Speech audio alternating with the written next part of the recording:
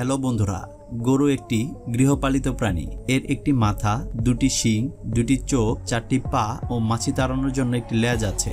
গরু আমাদেরকে দুধ দেয়। ছোটবেলায় প্রায় সবারই গরুর রচনা লেখার অভিজ্ঞতা রয়েছে। গৃহপালিত প্রাণীর কথা বলা হলে সবার আগে আসবে বড় বড় চোখের এই শান্তশিষ্ট প্রাণীটির নাম। অদ্ভুত পৃথিবীর আজকের এপিসোডে আমরা দেখতে চলেছি গরু সম্পর্কে আকর্ষণীয় ও মজার কিছু তথ্য। তো স্বাগতম আপনাকে অদ্ভুত পৃথিবীর আরো একটি নতুন এপিসোডে। চলুন জেনে নেওয়া যাক মানুষের অতি পরিচিত গরু সম্পর্কে কিছু অজানা তথ্য। বর্তমানে গৃহপালিত গরুগুলো আসলে অরক্স নামে বন্য গরুদের বংশধর। প্রায় 10,500 বছর আগে দক্ষিণ পূর্ব তুরস্কে এদেরকে প্রথম পোষ মানানো হয়, আর তাদের 80টি প্রজাতি থেকে পুরো বিশ্বে এখন প্রায় 1.3 বিলিয়ন গরু ছড়িয়ে ছিটিয়ে আছে। 2009 সালে বিজ্ঞানীরা যখন প্রথম গরুর জিনোমের ম্যাপিং করলেন, তখন তারা দেখলেন গরুর দেহে 22,000 জিন রয়েছে।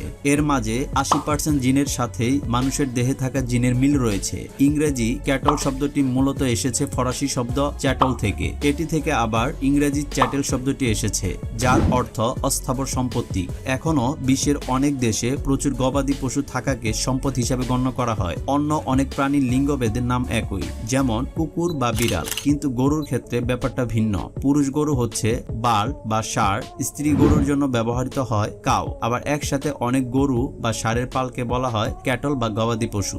গরু দিনের 10 থেকে 12 ঘন্টা শুয়েই কাটিয়ে দেয়। গরু দৈনিক 4 ঘন্টা ঘুমায়। একটি দুধেল গাভী প্রতিদিন 100 পাউন্ডের মতো খাবার খায়।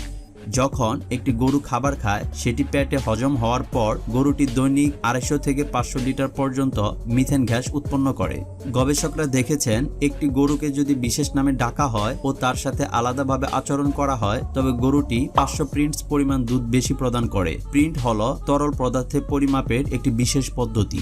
একদল জার্মান গবেষক জানিয়েছেন, সূর্যের অবস্থান পূর্ব পশ্চিম যে দিকে হোক কিংবা বাতাস যে কোনো দিক থেকে প্রবাহিত হোক না কেন, একটি গরু সবসময় পৃথিবীর ভৌগোলিক উত্তর কিংবা দক্ষিণ মেরুর দিকে মুখ করে থাকে। কেন এরকম হয় সেটা এখনো এক বিরাট রহস্য।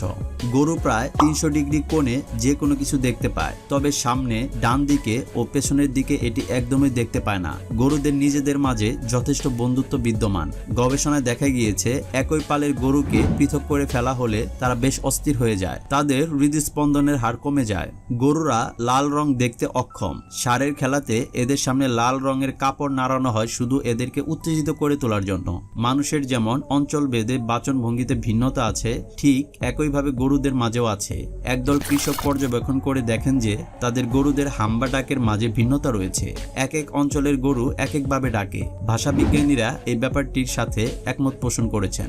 গরুদের ঘ্রাণ শক্তি অনেক ভালো। তারা 6 মাইল দূর থেকেও যে কোনো কিছুর গন্ধ অনুভব করতে পারে। 2009-এ অনুষ্ঠিত রয়্যাল এগ্রিকালচার উইন্টার ফেয়ারে এ যাবৎকালে সবচেয়ে দামি গরুটি কেনা হয়। 1.2 মিলিয়ন মার্কিন ডলার মূল্যের এই গরুটির নাম মিসি। এই ভিডিওতে দেওয়া ছবিটি হচ্ছে বিশ্বের সবচেয়ে দামি গরু।